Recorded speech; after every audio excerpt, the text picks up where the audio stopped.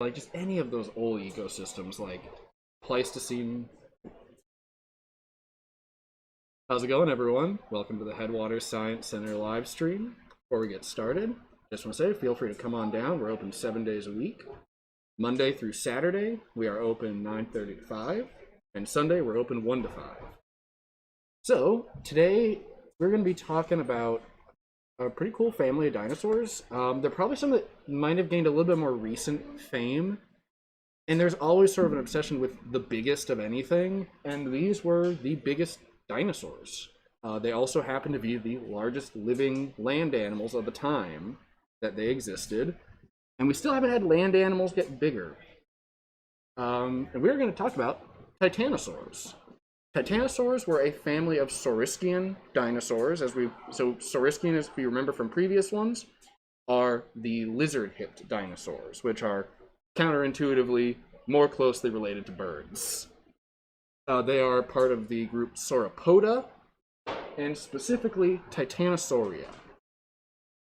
So the largest of the Titanosaurs, those species would have been roughly in the ballpark of potentially 121 feet and weighing 76 tons. The smallest, though, would have been only about 20 feet, only weighing about a ton total. They lived from about 140 million years ago to 66 or 65 million years ago, which is the early to the end of the Cretaceous. They were descended from sort of unknown which family of Jurassic sauropods these would have been closest related to, but by the mid-Cretaceous, these were not only the most successful sauropods, but the last. They were the only family of sauropod left on the Earth. So, these were obviously large, herbivorous creatures. Truly massive. The only thing coming close to the equivalent of them today would be elephants in sheer body mass. They had long necks and these massively heavy bodies. And these animals would only ever truly be outclassed in sheer body mass by the blue whale, which is the largest living animal today. Their metabolism is somewhat of a mystery. We're not sure if they were warm or cold-blooded, somewhere in between. And the other kind of cool thing, so Saurischian dinosaurs have a very bird-like respiratory system, which includes having a lot of air sacs throughout their body, which may help alleviate some weight, but also help in respiration and being a bit more efficient, as oxygenated and non-oxygenated air aren't mixing as much during breathing. So these dinosaurs, we do have a bit of evidence of their nests. We don't have as good of evidence of parenting behavior like with the hadrosaurs. These dinosaurs more likely were a little bit closer to sea turtles in strategy of the lay the eggs, bury them, they're on their own. And very likely these animals, from looking at cross-sections of their bone, were likely long-lived and probably, while they did grow relatively fast for an animal that got to such a size, it still probably took decades to reach adult size. And once they reached adult size, they lived for a long time. These animals may have been centurion animals. So the cool stuff about these guys is they're very enigmatic and very demonstrative of sauropod characteristics. Sauropods are well known for their long necks and these long counterbalancing tails to go along with them. And these animals, while not outwardly looking like they have a whole lot of defensive adaptations, one of their biggest defensive adaptations may have been their sheer size. So I hope you guys can see it on here. This is the first time I've drawn a human for scale with these. So we have Patagotitan, one of the larger sauropods, and we have, let's see, Nicoinosaurus, which is the smallest titanosaur. And right between them, we have a human for scale. This person would be about 6 feet tall. Just to show you, 121 feet long, how big that really is. So, size, even against predators like Tyrannosaurus, would have been a really good defense, because this is a lot of mass to be throwing around. This animal just shouldering into another animal, bumping it with its neck, tail, feet, would be massively damaging to a predator. So a truly fully grown titanosaur may have had no natural predators, much like elephants today have almost no natural predators once they reach adult size. But that probably isn't the only reason they reached these massive sizes. So we have a couple questions along both sides here. So first thing is, sauropods had what we called a large feeding envelope. So what is a feeding envelope? A feeding envelope is the immediate area around a creature without moving where it could access food, which is where that long neck may come in handy, which may seem outwardly like a vulnerable place to predators, but that long, somewhat flexible neck, not totally snake-like, but just being able to bend a certain way and move a lot of the shoulder, they can access a wide field of food without actually moving, meaning they can eat large quantities of food very efficiently. And eating large quantities of food, especially plant matter, requires a large digestive tract, which may be part of the reason they also got so big. You need to be able to fit that digestive system in that body. The other thing is, we know these dinosaurs also did something which is eating gastroliths. So they would ingest stones, and those stones would help in the mechanical digestion of their food, crushing it up. And we know this because their teeth, unlike hadrosaurs, were not specialized for chewing. They did not have those dental batteries. They had more peg-like teeth, which were great for ripping off the ferns and pine needles of their time. And those gastroliths would then aid in the rest of the mechanical digestion. And those stones would eventually get smoothed and rounded with that process. So the other thing that I like to talk about with sauropods is very often in documentaries and movies, they get depicted with pretty much elephantine or tortoise-like feet. And that's not exactly what they had. So we have a diagram right here of a sauropod foot. So their front feet were the weird ones. And it's kind of interesting. It's essentially a crescent shape. Kind of, if you're looking at it from the bottom of the foot, kind of this shape, leaving almost a hollow footprint is the best way to put it. And one of the big questions scientists have is, why such a weird shaped foot? One of the thoughts is it might have been sturdier for an animal so massive. The other thing, it may have been a weight-saving adaptation for walking on the toes with the front feet, as even these truly massive sauropods were able to actually rear up onto their back legs to reach up even higher. We have actually good track evidence of these sauropods occasionally getting up onto hind legs and standing like that for a bit. The other thing, may have been a good shock absorber, given that behavior. Lastly, it may have been a holdover from previous adaptations of smaller ancestors. Sometimes adaptations linger in animals. Another thing, so when sauropods were first discovered and described, at the time scientists were assuming they had similar biologies to mammals, meaning an animal that big can't just support its weight out of the water. They were thought to be somewhat aquatic, spending much of their time with a lot of their bodies submerged. Given what we now know about their respiratory system, how weight and air was distributed in the animal, we now know that was not the case. They would have been buoyant, but if you had left this animal in the water, it was very likely to roll and tip over if floating. We do know that they did occasionally swim, with one really good trackway found, I believe in Argentina, where a riverbed once was, where we do find it essentially this sauropod trying to do its best to walk along the bottom of a river wall, somewhat floating. So we got these little scratching toe prints from the front legs and back legs as this animal struggled essentially to keep its balance and keep upright.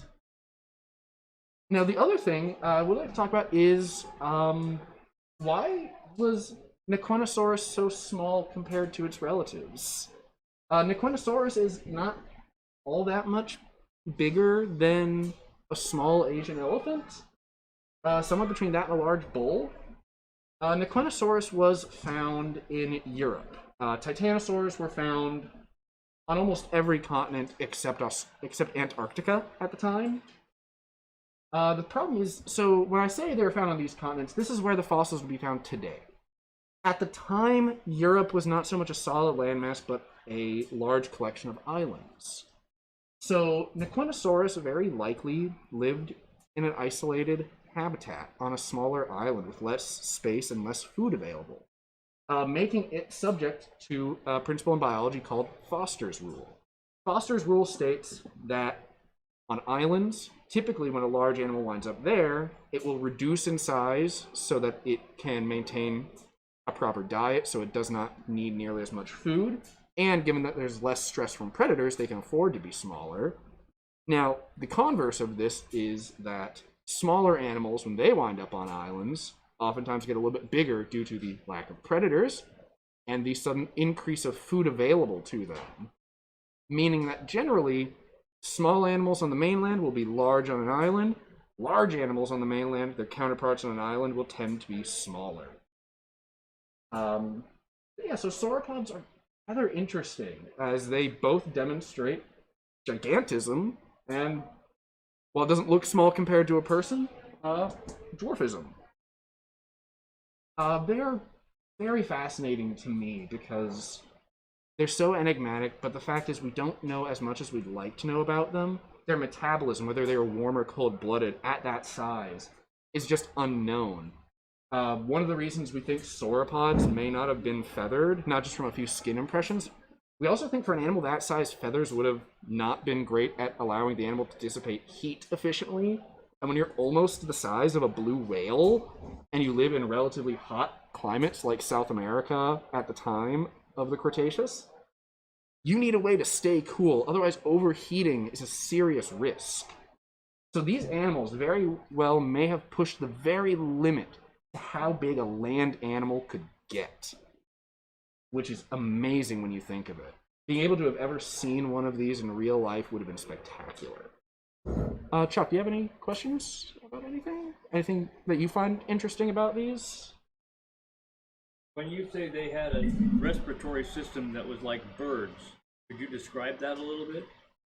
Yeah. So birds have what's sometimes described as a circuitous or linear respiratory system. So where you and I and lizards typically breathe in and breathe out, we got one way in and one way out for our air. Birds, basically when they breathe in, the air goes into a series of air sacs and then through the lungs off in some birds. And what that means is essentially they have multiple airways throughout their body, where with us, the air goes like that in a single airway, goes in and then out, where there can be basically a little bit of mild mixing on breathing as you go with oxygen, unoxygenated air.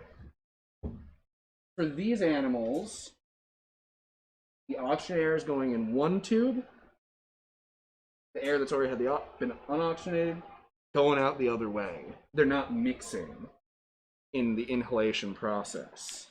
It's a very efficient respiratory system. It allows for birds to basically partake in prolonged aerobic activity like flight, and would have allowed animals like other theropods, like we went over with the dromaeosaurs or the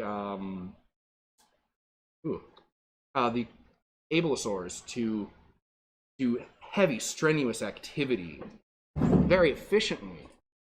And would have allowed sauropods, probably that efficiency helped them just walk.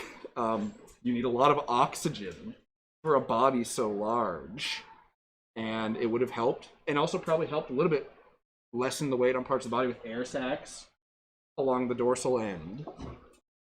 And it's something that is unique to the Saurischian dinosaurs, the Ornithischian dinosaurs, the hadrosaurs, the ankylosaurs, stegosaurs. Ceratopsians did not have this adaptation. They had a respiratory system much more like modern day reptiles like lizards or like mammals, which may be one of the reasons they never got to these truly massive sizes. And you say they could live, a large one, and a large adult could live over 100 years? Very likely, just based on growth patterns in the bone and calculated estimates of how long it would take to grow from a hatchling to that size. These animals hatched out of, I forgot to mention, an egg roughly the size of a soccer ball. They started life about that long. That is just a little over a foot long. These animals started at that size and almost got to be as big as a blue whale. So they had to grow very quickly. And even at a quick growth rate, it would have taken decades to get to that full adult size. And that means they probably did live a quite long time.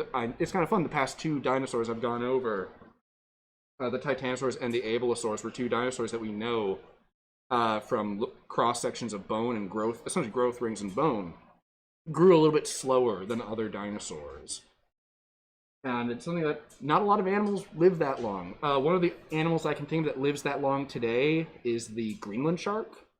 It's a shark species that gets to about, we don't know how old. The oldest one we know of is 400 to 600 years old. We have no clue if these could reach those lengths of life, but it's something that if you're going to speculate any dinosaur lived multiple centuries, these would be the ones to look at, especially when they got to the size where there just wasn't a predator that could go after them, when the biggest danger is tripping down a steep slope. Their lifespan probably was quite long. And the other thing, I do want to talk about one thing, is their necks. So how we have them holding their necks here. So for a long time, it was thought these large sauropods had to hold their necks kind of more horizontally out, mostly just because how heavy it could have been. With the new information about air sacs and more vertebrae and the neck being found and how these may have supported their weight, they definitely had more of a range of motion in vertical where they could hold it, meaning they definitely could be going for the tops of trees, which is really cool because for a long time it was thought sauropods really wouldn't have been able to do that just due to body size. The other thing is I've recreated these with a little bit more meat on them. Recent finds do suggest there being more soft tissue on these animals than previously thought. It used to be thought that these necks were quite slim. It's now thought that they had a lot of folds of skin, a lot of extra wiggly bits, the way one of my friends likes to put it. And these are animals that are related to birds, so it's very likely they had kind of, last time I drew one of the Abelisaurs, kind of turkey waddles, as a bit of a Thanksgiving joke. But it's very likely a lot of dinosaurs had soft tissue stuff like that. These dinosaurs probably would have been the dinosaurs very likely not to have a lot of camouflage. They probably would have been mostly a duller brown or gray color on the body, but they could have had like bright blue, reds, greens for display, mating display stuff. These dinosaurs have brought into question the biomechanics of mating for animals so large and so shaped like this. It's actually a mystery in dinosaurs how they managed to make more dinosaurs, just given their anatomy. And it's something we'll go over with Tyrannosaurus actually at some point in the future, because that's a dinosaur that has a body part that may actually explain a little bit. Any other thoughts on these? Well, these died out about 65 million years ago. They were alive when the asteroid hit the Yucatan Peninsula. Yes. And that may have been the end of the Titanosaurs. That may very well likely have been what actually did these animals in. They needed a lot of vegetation, and what that impact did was blocked out a lot of sunlight worldwide, meaning the plants weren't growing as well. There was a long period where it was probably very cold for animals that were typically adapted for a very warm climate. That's not good. And animals that were reliant on large amounts of vegetation, these guys would have been the first to go. And that probably had an ecological cascade, because these animals were probably what we would call keystone species. Being so large, just walking through an area shaped the environment with these creatures. Like a herd of just 10 of these. Imagine walking through a forest of trees today. You'd alter the landscape just through their sheer pushing through a forest and altering that terrain. With these animals gone, likely many ecosystems destabilized rather quickly. They were probably instrumental in the habitat being what it was at the time of the Cretaceous. And something we haven't talked about much is the actual extinction of these animals. And we'll get into that in a couple of videos coming up, actually, in the next couple of weeks. But yeah, these were They're probably my favorite sauropods just because of the disparity between the largest and the smallest. They're very extreme animals. And I think every kid from like age 2, 3 onward, if you put this picture in front of them, they can point and say, that's a dinosaur. They're almost the quintessential dinosaur, really.